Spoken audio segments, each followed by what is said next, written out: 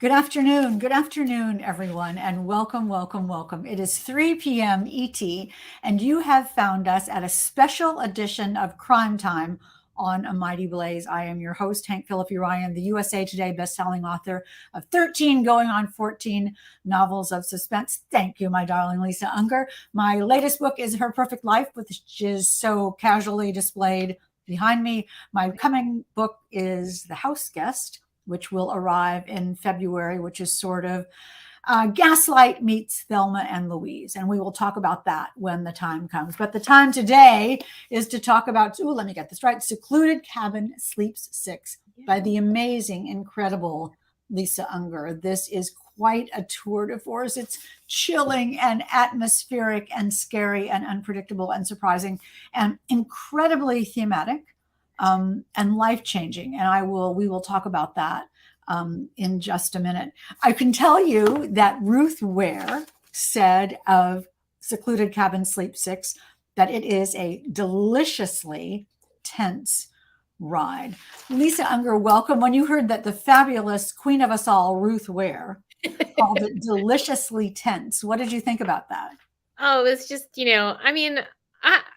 I'm always over the moon when somebody that I admire as a writer reads and has kind things to say, so I'm always just so grateful because we all know we get so many books and we always want to read everything, but we can't. So I'm always so grateful when, somebody takes the time to read and have, words of support to offer. It means a lot. It means a lot. And we know I always get a little bit apprehensive when I actually imagine that person reading the book, Ruth Ware with your book in her hands. I mean, she's not an ordinary reader. No, but I've it's my 20th novel, and it's been in the hands of many, many brilliant, wonderful people, yourself included.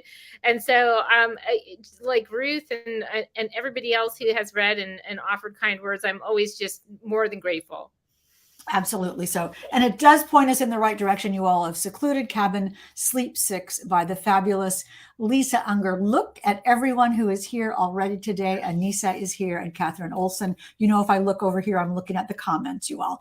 Lisa, Pamela Fry-Priest, and Stephanie is here. Welcome. And Susie Baldwin. Shannon Hansen says, great cover. And yes, indeed. Look at that rain on the cover. I love it's like a window, and it's like the little dots on the window. And then on the hardcover, which I have over here, like it's all it's like bumpy. You got embossed. It's embossed. You all know. That's right. that is hot stuff because it's quite expensive. Shannon Hansen is saying great cover, and Stephanie Tellis is applauding you. So that is quite wonderful. Let me quickly take 30 seconds, maybe 20 seconds to welcome you all to A Mighty Blaze. If you haven't been to A Mighty Blaze before, you welcome in the first place. And in the second place, you should know that it was started about more than 2 years ago now, crazily, by the amazing powerhouse team of Jenna Blum and Caroline Levitt to keep us talking about books and keep our community together during the pandemic. And we are still going strong. So we welcome you all here today. I was going to tell you a little bit about Lisa Unger, but I see we have a visitor behind you, Lisa. Who is that? Who's that who's so casually curled up on That's Jack. He does this. This is his thing that he does. Like, we'll be in the middle of a Zoom and he'll be behind me, like on his spot. And then he just gets up and walks across the screen to his other spot. And I don't know if he does it just because he's a ham or if he's just really just trying to get himself comfortable. But I suspect it's like he's just trying to get himself on the Zoom. I think so. I think he has figured out when you start talking that someone is out there. That's right. And they're looking at him as it should be because it's Jack. It's Jack. We had an author on some event, and her dog would bark and bark and bark. And she said, in order to keep her dog from barking when she was in a Zoom interview, she would give him a treat to keep him quiet when he barked. And I thought, no, you're rewarding him for barking. She was so baffled about why it didn't work. Yeah, no, that's not the way it works. I don't think. That's so great. Well, anyway, we love Jack Anyway, Jack, and we are happy that he is here. He is here today. Let me just tell you a little bit about Lisa Unger from her formal bio. So if you don't know her, which you do, we know you do, but let me read you this anyway. Lisa Unger is a New York Times bestselling and award-winning author, putting it mildly. Her books have been published in 32 languages and have been voted best of the year or top picks by The Today Show, Good Morning America, Entertainment Weekly, and others. Her nonfiction work has appeared in the New York Times, Wall Street Journal, NPR, and Travel and Leisure.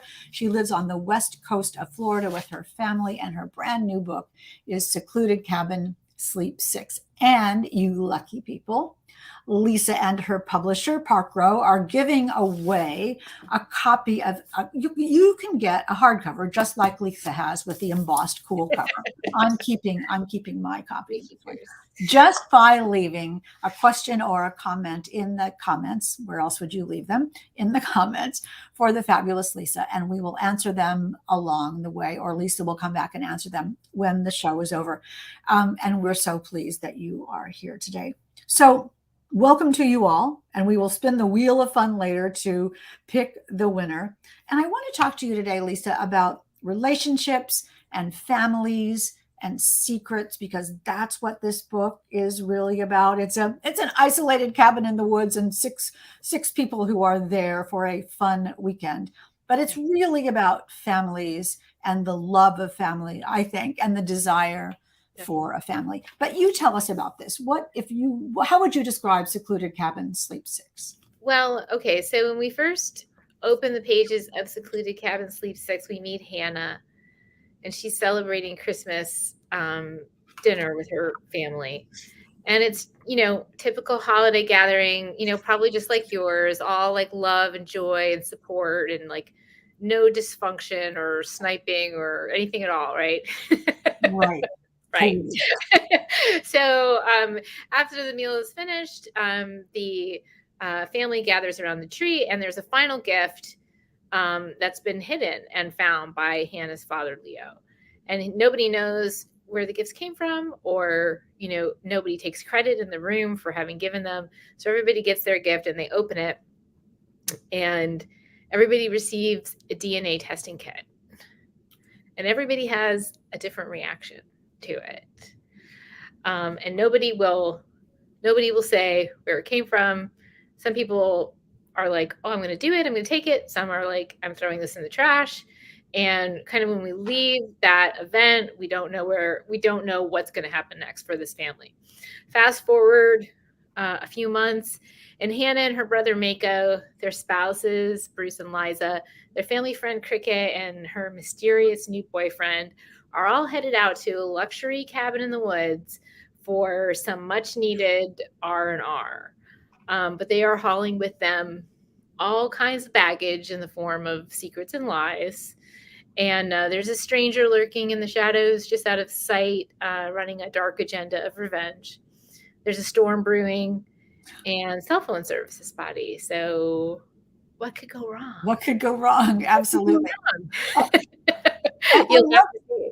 I love what you've done with this book, because we've all read books about people who are isolated in a scary cabin and it's stormy and there's a weird stranger.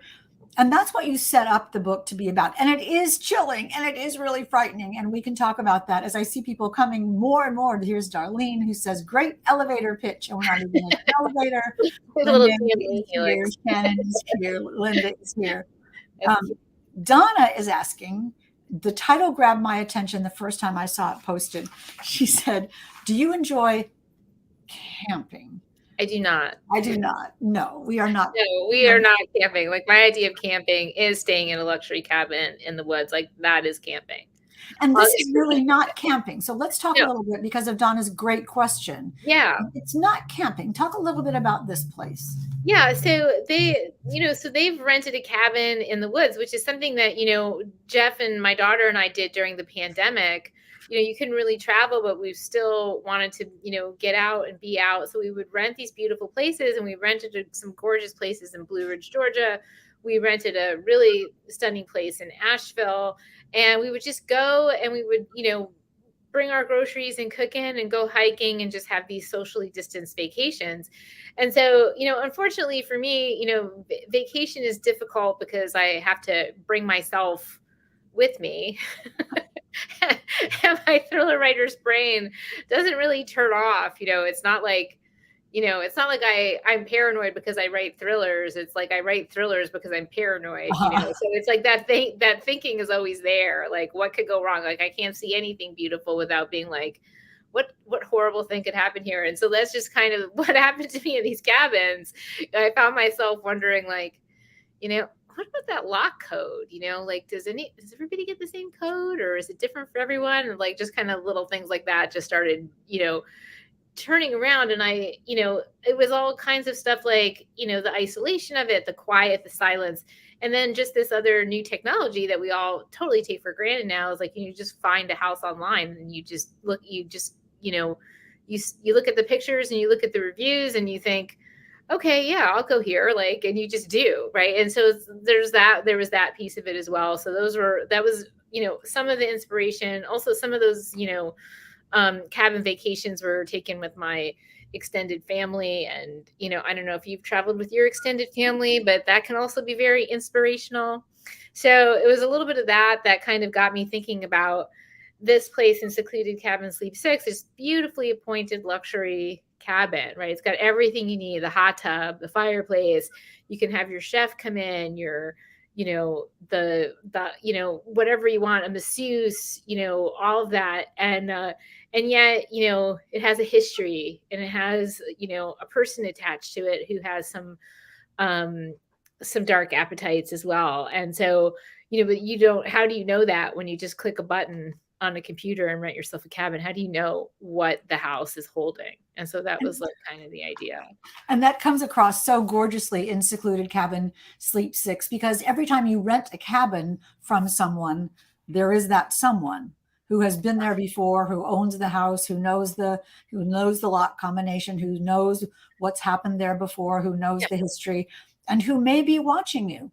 Right. And also, we have these really deep relationships with our homes, like with our houses, like you think about the house that you grew up in, or maybe your grandmother's house, or, and those for me are like kind of iconic. And you have a relationship with those houses, the house where you live with your family and where you write, you have a relationship.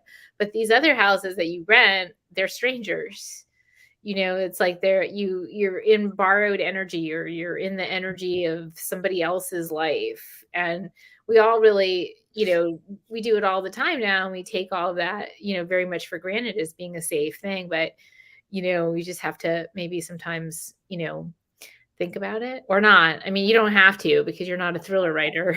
Maybe you just want to enjoy you just want to go to maybe you just want to enjoy your vacation like a normal person. And we can't do that. We can't do that. I'm really intrigued by your idea of borrowed energy, how we bring ourselves into someone else's energy. And when we come with a group, with a family group that isn't always together, then we bring each of our own energies with us. And that that might be quite combustible. What is it about that isolation that becomes a pressure cooker for people? Yeah, because you don't like live with your extended family anymore. You on purpose moved away from them. You don't live in the same house usually. And yet when you bring everybody into that shared space, a big group, especially this group, so I was really interested in Hannah's energy, like her script and her family, like she's the good girl, she's the fixer, the moderator, or the mediator, I mean to say.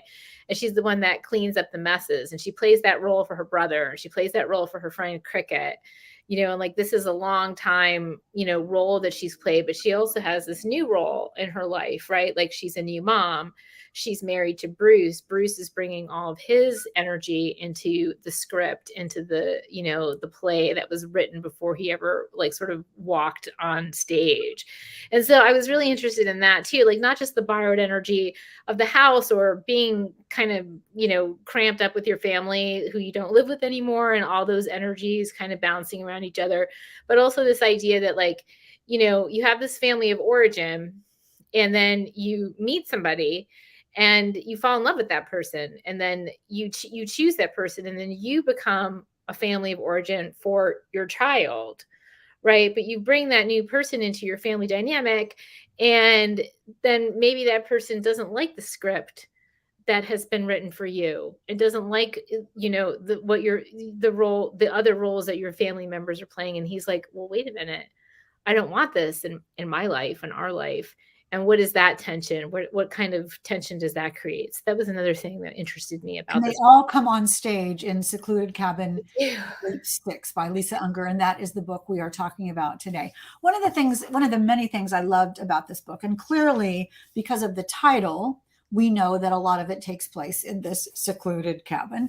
But your opening scene that you alluded to earlier was, I thought, so brilliant and so risky, because the opening scene is not there. The opening scene is completely the opposite of Isolated Cabin. It's this Christmas dinner, which on one level reads, this sort of gemütlich Christmas dinner, and there's the turkey, and there's the wine, and there's the brother who drinks too much, and the father who kind of sits back. But underneath, it is the most sinister, most complex, the scene that's more full of foreshadowing than anything that I've ever read in my life. And it's benign feeling, but actually it isn't. Talk a little bit about why you decided to start in the family circle. Yeah, I mean, I don't know necessarily that it was a decision. It's just that was my entrance into Hannah and her family. This idea of, and this is something that I'm always interested in, is the idea of the idyllic family portrait that is painted in our society, right? Like there's this image, right, of the family gathered around the table, everyone laughing and all love and support and goodwill and, good food and gifts and all that stuff. Right. But like, I've never seen that family. Not really, No, but not we all really. know what it's supposed to be. Right. Or like and it's just almost like it becomes like a caricature, right, of this real family relationship, which is not to say that you can't have a perfectly good family dinner, perfectly good family relationship. It just isn't that always that like perfect image. So I was very interested in the layers of family, and usually again, like at the cabin, at the table, you find all those energies kind of converging into one space. And I was really interested in, this kind of, I didn't really know anything about anybody at that time. I didn't know anything really about Mako. I didn't really know anything about Hannah or Bruce. I just felt myself inside this family dinner and looked at all the different layers of relationships. Like, how does Hannah relate to her mom? How does Hannah relate to her sister-in-law? What's her relationship to her brother, to her husband? Like, what are, Bruce and Hannah's, relationship to their new daughter, Gigi? And for me, I mean, that's the most fascinating thing, is relationships, how we are connected to each other, how we break apart, the human psyche, the idea of we're formed in our family of origin, but then we become and we're responsible in our adult lives to be who we choose to be. So this is, these are themes that you could probably find in almost all of my novels, but they definitely sort of came to a head in Secluded Cabin Sleeps Six. Definitely so. And I think that when you bring up, your readers are really smart, and your readers are trying to figure out what's going to happen. And when you bring up a mysterious DNA test, that's given, one is given to each of the family members, a mysterious DNA test. It's almost Chekhovian. If there's a DNA test in chapter 1, right, some dominoes are going to fall by chapter. There's going to be results at the end, right? And why did you decide to have that be one of the engines of the story? Yeah, because I've been really fascinated by this technology now for a while. So I've been kind of digging into the science of it, the how, like, sort of like, in Confessions on the 745, it was social media that I was really kind of fascinated by, and like how it like sort of compromises our privacy. And Last Girl Ghosted, it was online dating, like How does online dating, rewrite this primal activity of mate finding, right? So same with DNA testing. It's not the technology that interests me as much as how it is rewriting the way we relate to each other, and how it has provided this entirely new scientific database on who we are, where we come from, what is our genetic code. And it's as easy as spitting in a vial and putting it in the mail and sending it off to some company about whom you know, frankly, nothing, right? You know nothing about that What do you company. think about that? What do you think about that? I I have a lot of thoughts about it. I don't know. I think that's probably another podcast, but I'll tell you this. I I won't be testing my DNA anytime soon. You Well, know, honestly. it's interesting because one of the undercurrents in Secluded Cabin Sleep Six, and I'm welcoming more people. Here's Darlene and Sherry and Renee and Margie. Welcome. One of the undercurrents of this, though, is the idea of how much fear is real and how much fear is imagination, and how you can sort of stampede yourself into being terrified of something that isn't real and Right. don't realize the danger that is real. And you're Right. just so good at that. Talk a little bit about imagination and our dark sides and how you reveal that in your books. Yeah, well, I mean, I think that's our imaginations are always the most frightening thing. I mean, that, the actual threat of whatever it is can be dealt with in the moment. Like if you're actually in physical danger, right? If you're actually being attacked or you're, running from a bear or whatever it is, you're very much in that moment. And the fear is not as much a factor as your response and your drive to survive. Like in those moments, like those moments are crystallized.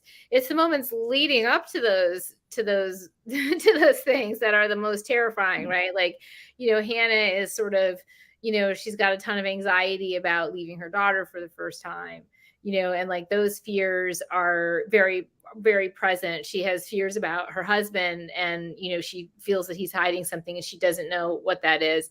And I think we're all familiar with that, right? We're all familiar with that space of being afraid and worrying about things that are ahead of us or out of our control, and kind of dwelling in that, that intensity of uncertainty, right? Like we're all very, very familiar with that. So I feel like it's something that's really relatable to people. Like when they read that, they're probably going to be like, oh yeah, I do that too. Right. And or I would feel that way too. Or if that happened, I'd be really, really frightened. It's easy for us to, Exactly. go from zero to utter disaster completely in our imaginations. And then as a result of that, we behave in a certain We way. behave in a certain way and maybe attract negativity through that behavior or whatever. Or, conversely, it just, it never comes to pass, and you've wasted all this time, worrying about it, because those moments, like I say, like you think about like horror movies or, any kind of movie where, or book or anything where the threat is imagined, right? Like, there's the shadow out in the woods, there's the noise down in the basement, there's whatever it is. And it's like those are the most terrifying moments in any narrative, is the anticipation of what can be. And then the actual arrival of, of the monster or the ghost or the villain or whatever it is less, like the dread dissipates, and then it becomes action.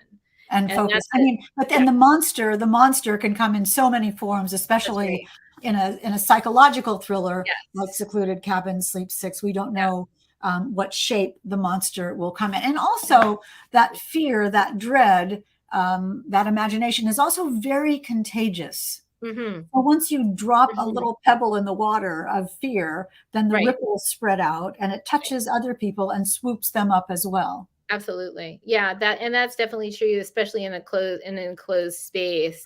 And, and Hannah's like really, she's the one that really comes alive in that situation, even though she brings all this anxiety. And, Cricket looks like the party girl, and Bruce is always very steady, and Mako's just got, he's a kind of a wild card, a larger than life. Hannah, she brings a lot of anxiety to the group about, what she, worrying about her child and worrying about her husband. But when the rubber meets the road, she's the person you want on your team, because she's the one that kind of drills down and is like, let's fix this, let's handle this. I mean, it's just such a ride, being in this house with everyone. And your writing style is so Lisa Unger. It can be voluptuous and luscious. I tried to say those words together: voluptuous and luscious and lyrical and atmospheric. And it can also be just so tight and just so tense and just so page turning. Where are you when you're writing? How does your brain work to keep that pacing and keep that rhythm? I mean, honestly, it's a different brain. Like, the brain I use to write is not the one I use to sit here and talk to you, right? I'm in a different mind altogether. I'm inside my story.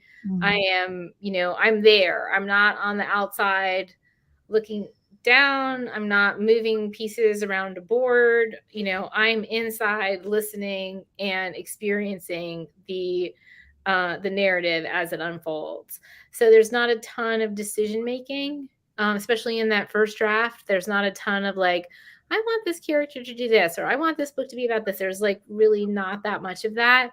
It's really all happening for me on a very like organic, subconscious level. So no planning, no plotting, no outlining? No, none. So you start with this cool little gem of a jewel of an idea of what happens if people are in this secluded cabin that may not be so isolated. And then you just go from there? Yeah, I mean, it's more like I have, so I had the cabin thing. I had the experiences of being in the cabin. So I'd been in about 3 or 4 cabins and had a bunch of different experiences and, soaked up a lot of detail, as writers always do. Right. And then, I had this kind of ongoing obsession with the DNA, testing and what that meant for people, and how it was rewriting this understanding of who we are and all of this different stuff. And so I had these kind of ideas, and the best way to explain it is that if it connects with something like deeper that's going on with me, like I have questions about something or people or whatever, then I just start to hear a voice, and I know when I hear that voice that that's the voice that's going to lead me through the narrative. And in this case, it was really Hannah, although Henry was a very big driver for me too throughout the story. But And really, what it was was that? Hannah that was my access into, the narrative. And it just really does kind of build on itself. I don't think it's that different actually from outlining, right? It's just that for me, it takes longer, and I have to do it as I go, as opposed to creating a scaffolding, which some people do very well, creating a scaffolding and then writing from that scaffolding. Like, that just it's not the way my brain works. But I agree with you, and I work the same way, the way that you do, which is that the structure of the story evolves. And at the end of the first draft, then you have a structure of a story. Then you can go back and make it be what it was supposed to be.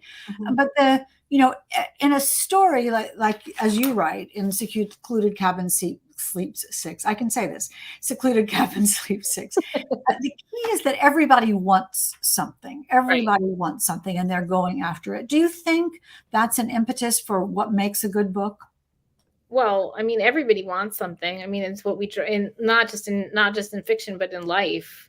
We're all driven by our desires for the most part. Unless you're like a monk up in up in the mountains somewhere, focusing on your presence and your breath, which, I mean, it's something to aspire to, but we're all driven by our desires, right? What we want from our family of origin, what we want from our marriage, what we want from our longtime friendship, what we want from our social media engagement, what we want from, how do we define ourselves in our careers? What do our careers mean to us? I mean, that is, that's what we do. We are driven by desire. So, and it's also what we desire to hide, what we don't want someone else to know. Absolutely. What image do we want to project of ourselves? Like, what does Mako want when he brings everybody out to this cabin? And, it's this grand gesture, and he's like, has to show everybody how much he has. And like, what does he want? Like, what does that behavior what is he trying to get with that behavior? What is he trying to withhold? What is he trying to hide with that behavior? And that is, that for me is, to be honest, is like that's my curiosity in life. Wow. As well as my curiosity in fiction. It's like, what makes us who we are? What drives us? Like, what makes us? Well, his name, you're so brilliant about his name, because Mako, like a shark, that's not his real name. No, it's Why Mike. why did you decide to let him call himself that? Well, it just seemed like such a telling detail, like, and when he first appeared on the page, like, that was his name, Mako. And it was only in the evolution of that scene with his family where it comes out that his name is Michael, and that in fact they called him Mickey, which is a very, childish and like sort of, and Michael is a very like kind of common name, and Mickey is, it's like, childish derivative, and like he wants to be something much bigger than that. So he starts calling himself Mako. And he wants to be powerful and predatory and fast and the winner and strong. And that's, the idea of that is so perfect. Let me ask you, before we get to one more question, what is it about hot tubs? Right? What is it about hot tubs that just makes people's inhibitions just vanish? Just let it all out in the hot tub. I don't know. Like, it's like, it is definitely like a space where you just kind of chill out. You just relax. I mean, maybe it's the hot water, maybe it's, some of the substances that are being consumed at the time of, entry into the hot tub. But yeah, it's definitely like a kind of a primal thing, like to gather in the, hot pool. Well, I love the sort of funny metaphor of it, of like, yeah, these people are in hot water. They're in hot water. And they're putting themselves there. Yeah. It's so much fun to read Secluded Cabin Sleep 6. I don't know if you saw my Instagram where I put up, it was like 2:15 in the morning. And I took a picture of the clock on my nightstand because I did. I was could not put this down. And I know you all will not be able to put down Secluded Cabin Sleep 6. We have a whole bunch of questions from the audience. So let's put up a couple of questions now. Hillary Huber. Hey, Hillary, welcome. You're so brilliant. How do you know when you're done? I fear I'd never stop rewriting. Oh, well, yeah. I mean, I'm kind of, I've been doing this for so long. I've been, written 20 novels, in addition to short stories and stuff like that. Like, for me, there's a very deep relationship with the book, and like all these different like kind of milestones around the way that you just kind of along the way that you just sort of feel, you know what I mean? Like, you feel like, okay, we're like sort of in the space of like, if you want to think of it as an arc, you can feel when you're at the top, and when things are going to start to resolve, and then you can kind of feel your way to the ending, right? Like, for me, it's all organic. It's all feeling, right? It's not like, oh, I have these boxes I need to check. Like, there's nothing like that. So it's all feeling. As for the rewriting, I mean, if you gave me any one of my books, any one of my 20 novels from starting in 2002, if you gave me any single one of those books and just had an open Word document in front of me, I would just rewrite it. I mean, that's what we do, right? I mean, that's because of growth, isn't it? I mean, you give 100% of yourself 100%. You're writing the best book you can at the time you're writing it. 100%. That's how I feel. I know that every book I turn in is 100%. It's the pinnacle of my ability at the time of its writing. I know that because it's an important thing to me. And but that doesn't mean that I'm not going to be a better writer tomorrow. I hope I'm a better writer tomorrow. Right? Like, I'm going to try to be a better writer tomorrow. So if I have that manuscript tomorrow, then, I'm just going to keep writing. And then, I would go back. I mean, any of them right now, like if I were to have the open Word document for Angel Fire, my 2002 debut, I would just start rewriting, and it wouldn't even be a thought. It wouldn't be like, oh, I have to rewrite this book. It would just be like, of course, in front of me, here I go. Yeah. Right. Like, that's. But we hope for that. That's the challenge. We hope for that growth. We want to be better. I think it's funny, I know when I'm finished. Well, first of all, I know when I'm getting there, because I have this feeling that I say to my husband every time: the ocean liner has turned around and is headed back into port. You Yeah. sort of feel this motion of Yeah. like, here we go, and that Right. we're on the way. And I just got goosebumps when I told you that. And Yeah. it's kind of hard to explain. And Hillary, I know I'm done when I'm reading and editing, Right. and at some point I forget I wrote it and Mhm. I'm just reading the book. And Yeah. so often tears kind of come to my eyes and I Yeah. think, I'm done. Yeah. Oh, I'm Yeah. done. Yeah. It's a pretty interesting moment. It Who else is. has a question for Lisa Unger? Donna says, do your characters ever surprise you and send you on a different path? It's Yeah. their path, right? Every day. If you're lucky, right? If you're lucky, yeah. I mean, you and I have talked about this before. Like, I write for the same reason that I read, because I want to know what's going to happen, to the people living in my head. And so I'm always surprised. And if I wasn't surprised, I'd be disappointed. I don't exert any control over my characters. And that's kind of, it's an odd thing to say, because you know what? I am the author. I do make these decisions on some level. I just don't have access to them. And so, like, I don't feel like I'm creating movement for my character or putting them on any path. I'm very much so following the path that they're on, and hoping to understand it, by treating my characters with compassion. But absolutely, surprise is part of the process. I mean, that's the joy of it. That's the magic. Yes, I so agree. I always talk about that. I'm in search of the story when I'm writing. And Absolutely. I'm looking for it. And Yeah. that's the joy, is discovery, Yes. for me and then for the readers as well. Great question, Donna. Who else has a good question? I know you're going to pop one up, Bosie. Oh, Anissa. Hey, darling.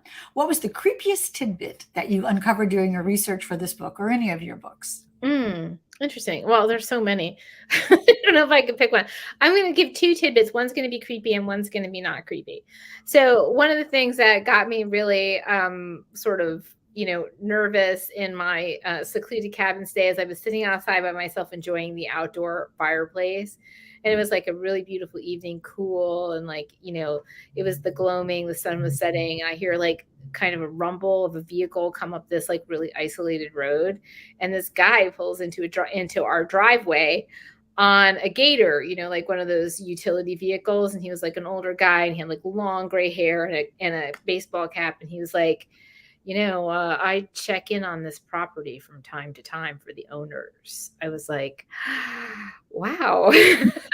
Great. Thank you. Great. We're Thank fine. you so much. Wow, that's amazing. So, and then he kind of, just as mysteriously drove off, and I sat there listening to like the rumble of his engine like disappear into the darkness, and I was like, that's really creepy. So that was like one of my creepy moments at one of my rental cabins. And then the other tidbit that I would like to that came up in my research that has been very meaningful to me, and it's not creepy, or I don't know, maybe you'll think it's creepy, but I discovered that when you test your DNA, you're only testing 1% of your genetic material. And the reason why is because 99% of your genetic material is shared with every other human being on the planet. And I absolutely love that. For whatever reason, that filled me with like joy and comfort. Because when I call you sister, that's true. That's right. We are, we're all connected in this very important way. We're all connected, through like, even if you, if you get your DNA test results, and you'll see that like, there'll be a majority percentage of where you come from, where your dad comes from, where your mom comes from. There's like a majority percentage, but then the percentages go down and down and down and down and down, like, until you're down 1% from like, and you'll find like all the different areas in the world where your people have at one time hailed from. And it's really like a migration study, like where people came from and how they wound up where you are right now. And I do love that. I do love that feature. And I do love the idea that, under the skin, we are all the same. There's humanity and there's community. Yes. And that's science. That's science, not just philosophy. It's science. It's not just like, woo woo. It's like for real. Yeah.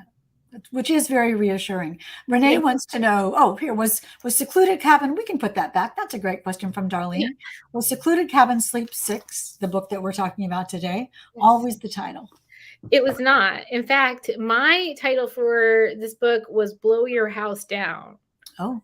That was my title for the book. That was, obviously did not, and this is kind of how it works. If I have a title that I absolutely love, I'm deeply attached to and feel that there can be no other title for that book, then that won't be the title. You were deeply attached to Blow Your House Down. I was pretty attached to it. Because it has a lot of layers to it.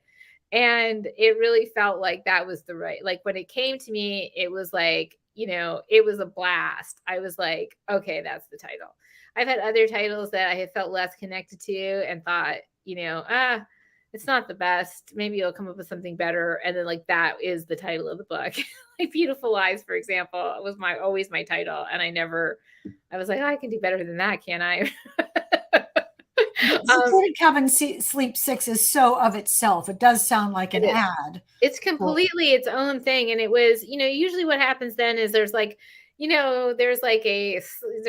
back and forth of about 1 million emails between your agent and your editor and sales and marketing. And like, here's 5 titles, here's 3 titles. Okay, let's go with these 3 titles and see what sales likes best or what marketing likes best.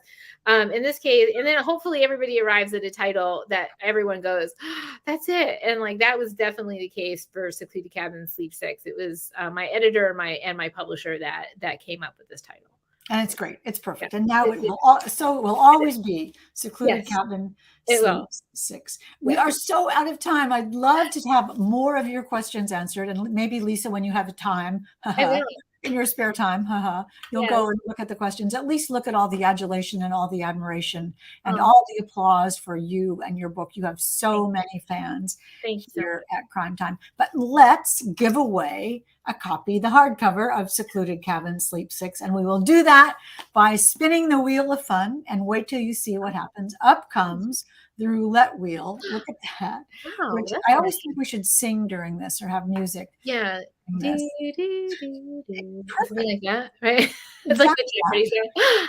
And the winner is Pamela Priest. Congratulations, dear Pamela. She is a big fan of Crime Time. And that's so nice. I love that. So happy that she's won. So Pamela, you'll get the instructions to email me, and we will talk to Lisa's publisher and get you a gorgeous copy of the book. Before I let you go, Lisa, let me tell you all, do not move your cute little selves, because coming up in about 15 minutes, we will talk to Elizabeth Brooks. Do you know this book, The House in the Orchard, which is a sort of dark, Gothic literary Daphne du Maurier meets the Bronte sisters. So you can't really do better than that, right? And we will talk to Elizabeth Brooks. The House in the Orchard. That looks great. Yes, it's really unusual. It takes place in 1945 about a woman who finds a diary that was written in 1876. And it's gorgeous, and it's atmospheric and evocative, and I can't even imagine how Elizabeth Brooks wrote this. It must be so fascinating. So stick around, you all, and you will find out. Meanwhile, Lisa, you are fantastic. You are wonderful. You are such a stalwart. I know you're back from 27,000 days of book tour. At least, yeah. Well, I know it was a magical mystery tour and a huge triumph. And we're so happy that you are with us here. Thank you, Hank. You're amazing. Thank you for everything you do for me, for all authors, for books, and Crime Time, and the Mighty Blaze. It's just such a gift to be able to spend time with you. Thank you. Thank you. Thank you. My complete pleasure, as you all well know. My love to your family. And my love to all of you out there. We'll be back in 15 minutes with Elizabeth Brooks. If you join us next, whatever day it is, Tuesday at 4 p.m., something completely different. We will have Reese Bowen, the fabulous, hilarious, adorable Reese Bowen with Peril in Paris. But coming up next, The House in the Woods. I'm shuffling books here on my desk. The House in the Orchard by Elizabeth Brooks. Love, love, love you all. And we will see you in 15 minutes, or we will see you next week. Take care.